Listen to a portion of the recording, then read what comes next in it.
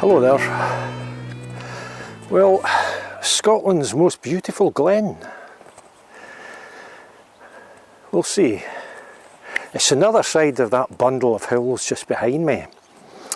And that's the bundle of hills that I spotted the last time I was in this area of the Pentland Hills, not far from Penicuik.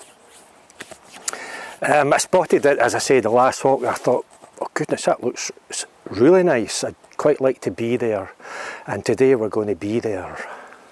I mean, it looked absolutely stunning. Is it a glen, you know? Glen, valley?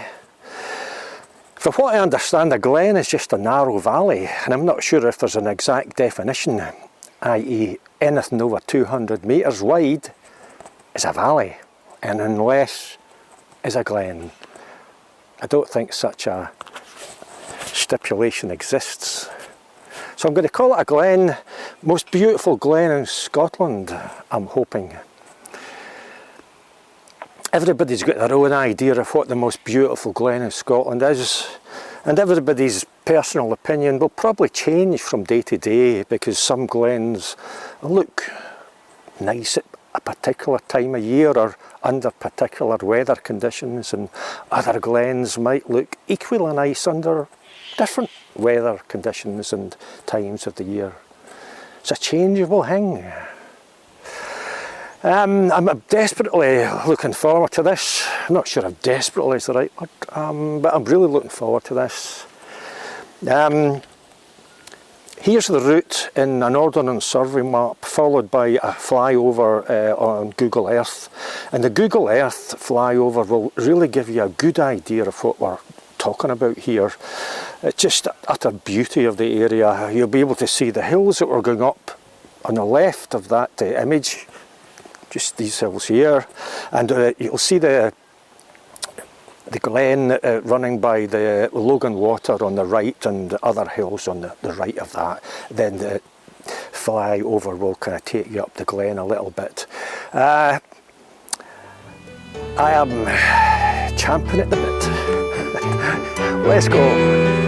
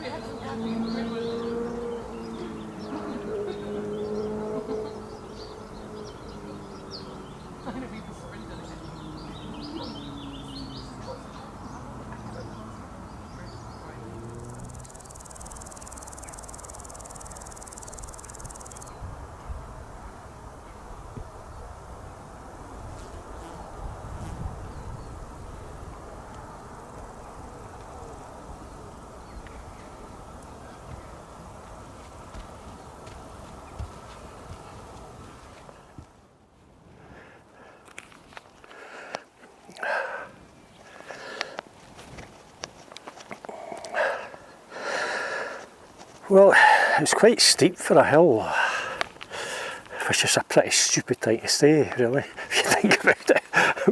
But it was quite steep coming up there. My heart was jumping out my chest. We're sort of skirting a first little hill there, and heading for Turnhouse Hill, which I can see just there. And from there we're going to drop down. It actually looks like we're dropping down quite a bit. Then heading for Carnethy Hill, and then we're dropping down from there and eventually heading into the Glen foot by the Logan Burn.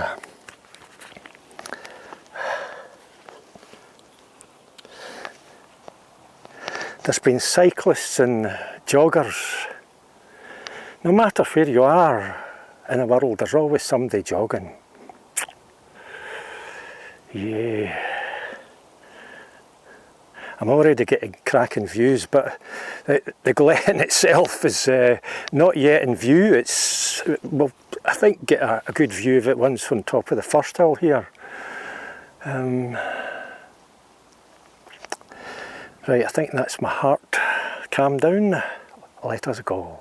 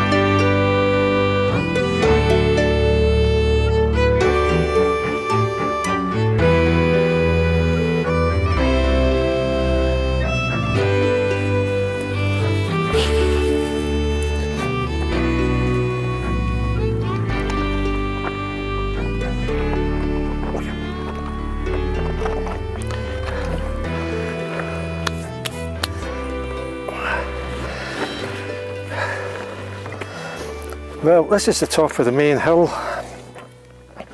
I've got a memory like a sieve. It's called Carnethy Hill. And from here we'll drop down and then eventually head right towards the foot of the Glen and the Logan Burn. And from there it's going to be reasonably flat, thankfully. It's been pretty bit of a slog coming up there. Oh yeah. Oh. pile of stones, not very comfortable. Oh yeah, right.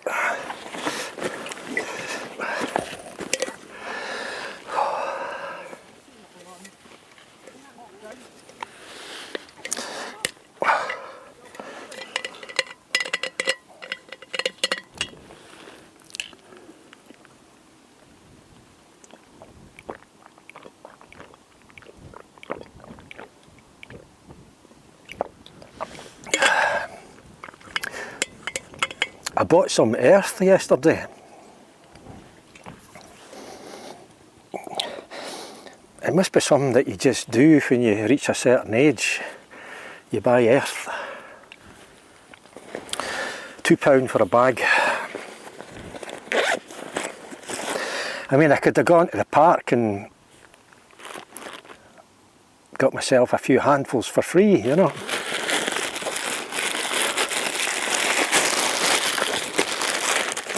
It's just as well I'm not married, you know. Okay, love, get your coat. We're going uptown and treat ourselves to a wee bit of earth.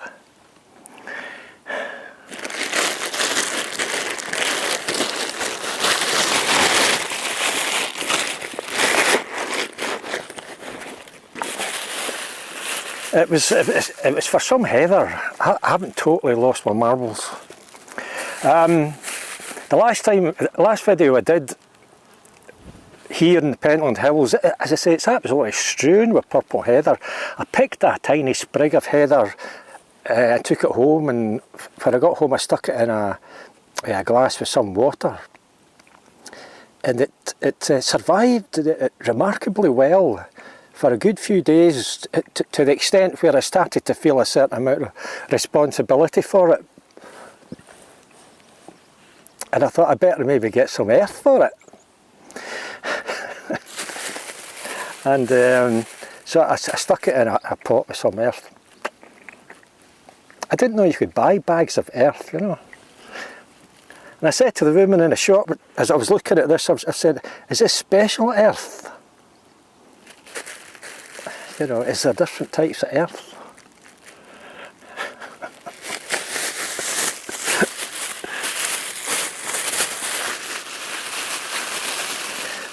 I try to make sure I'm in shot here. I think I am. I think the top of my head's nicking the top of the screen.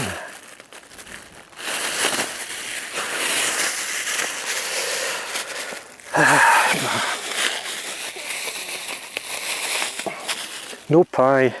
It's just the way this walk goes. Buses and such like. I took the time to get to a baker's, so I've made up sandwiches and peck meat. Peck meat, remember that? It's a blast from the past.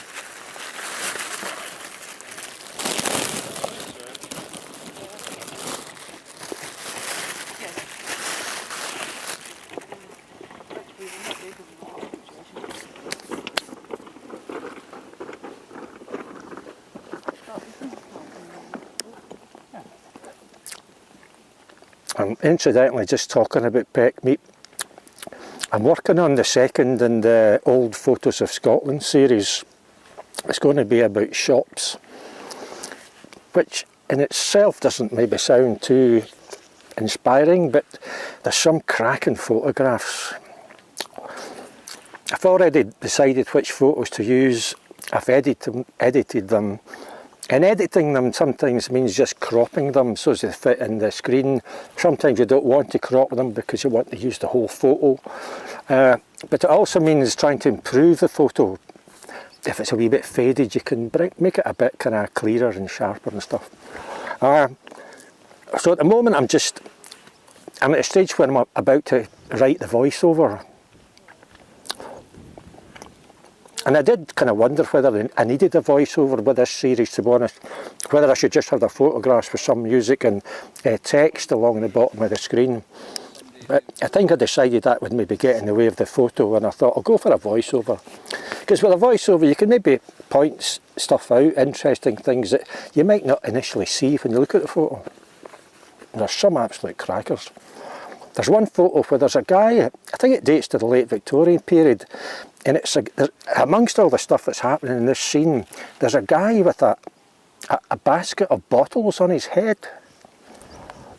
Why he's got a basket of bottles on his head, I just don't know. It's a fascinating picture. But it takes me quite a bit of time, as I've maybe said before, to make these videos, and it's going to be a few weeks, I think, before that one's out. So keep your eyes peeled.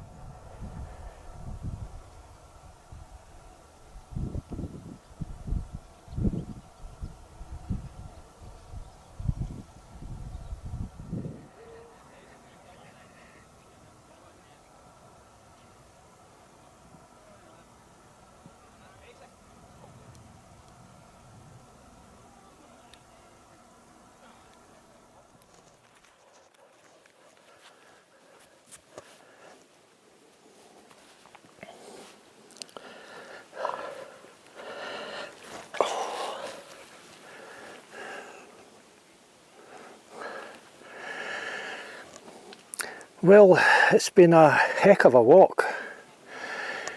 Obviously I'm at ground level just now, or as close to ground level as we'll get, and we're on a tarmacked road that will follows the Logan Burn and a number of reservoirs that were obviously formed at some point in the past to create water supplies. But I mean, just look at this behind me.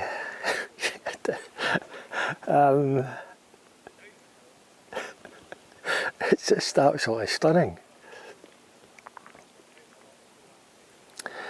Now, I'm just going to follow this track all the way around to kind of, I mean, you'll see the route on the Ordnance Survey map that I showed you at the start. But I have to say that I have no qualms whatsoever about saying that today, right now, this is Scotland's most beautiful glen. I'm Eddie Burns. Take care.